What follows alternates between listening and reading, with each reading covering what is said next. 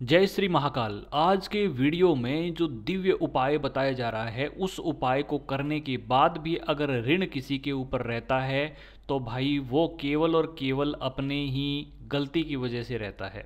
क्योंकि ऐसा उपाय है ये, इसको करने के बाद व्यक्ति के जीवन में किसी भी तरह का ऋण हो रह ही नहीं सकता, कर्जवान व्यक्ति रह ही नहीं सकता। ये चमत्कारिक उपचार है, चमत्कारिक मंत्र है, ऋणदायक दत्तात्रेय मंत्र है, जिसके बारे में जितना कहा जाए उतना कम है।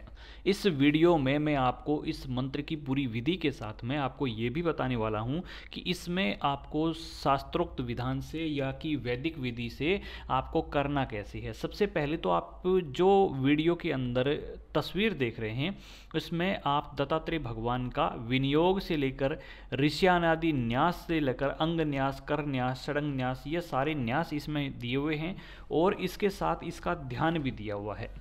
ध्यान के साथ साथ अब मूल मंत्र भी आपको बता देते हैं। इस मूल मंत्र जो 2 लाइन का ये मंत्र है, आपकी स्क्रीन पर दिख रहा है, इस मंत्र की ज़्यादा नहीं केवल 5 लाख जाप करने से ऋण मुक्ति हो जाती है।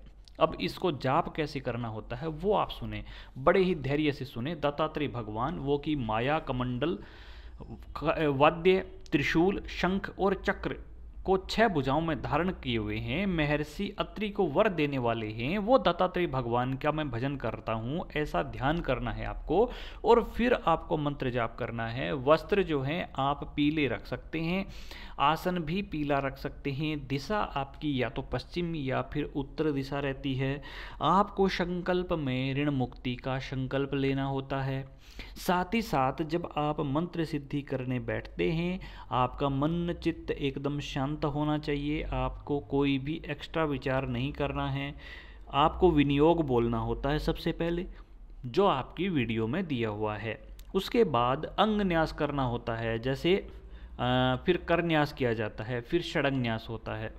आप सभी न्यास के बारे में जानते हैं, नहीं तो फिर आप यूट्यूब पे जाके न्यास कैसे किया जाता है, कर न्यास कैसे किया जाता है, सडंग न्यास कैसे कैसे किया जाता है, अंग न्यास कैसे किया जाता है, ये सारी चीज़ें आप यूट्यूब से समझ सकते हैं। इस पर अलग वीडियो बनाने की मेरे हिसाब से ज़रूरत नहीं है।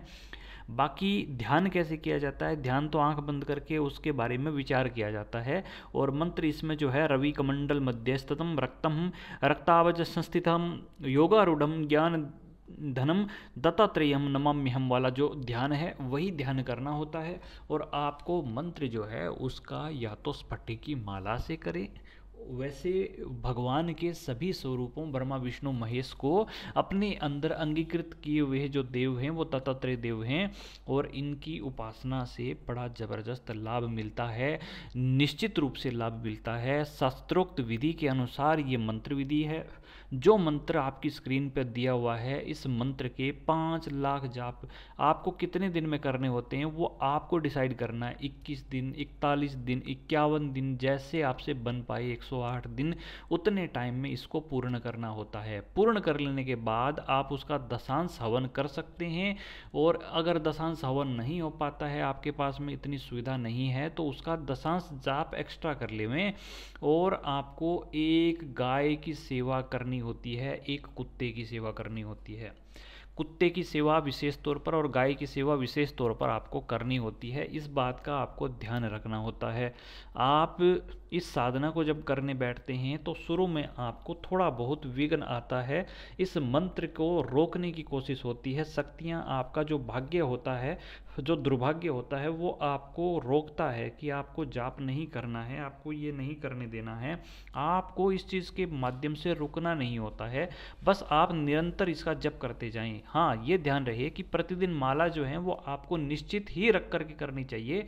एक ही टाइम रखना चाहिए, रोज़ उसी टाइम बैठ कर करें। एक ही आसन होना चाहिए, उस आसन पे कोई और दूसरा ना बैठे। और एक ही समय में मंत्र जाप किया जाता है। जो मंत्र जाप आज रात को 9 बजे आप बैठ के कर रहे हैं, वो अगले दिन भी 9 बजे ही होना चाहिए। क्योंकि एक दिशा, एक आसन, एक समय, एक मंत्र की ही आपको परिणाम प्रदान करने वाली ताकत होती है। उसी समय जब बैठते हैं तो ब्रह्मांड में घूम करके पृथ्वी उसी जगह वापस आती है दूसरे दिन।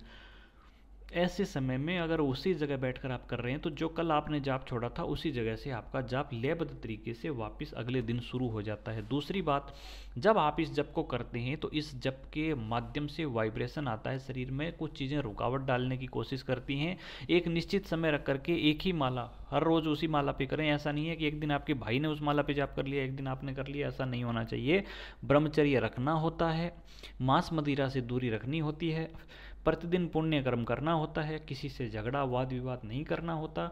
अगर आप इन सभी चीज़ों को ध्यान में रखते हुए जाप कर लेते हैं तो कोई ऐसा दुनिया का ऋण नहीं है जो इस साधना से 5 लाख जाप होने के बाद में रह जाए।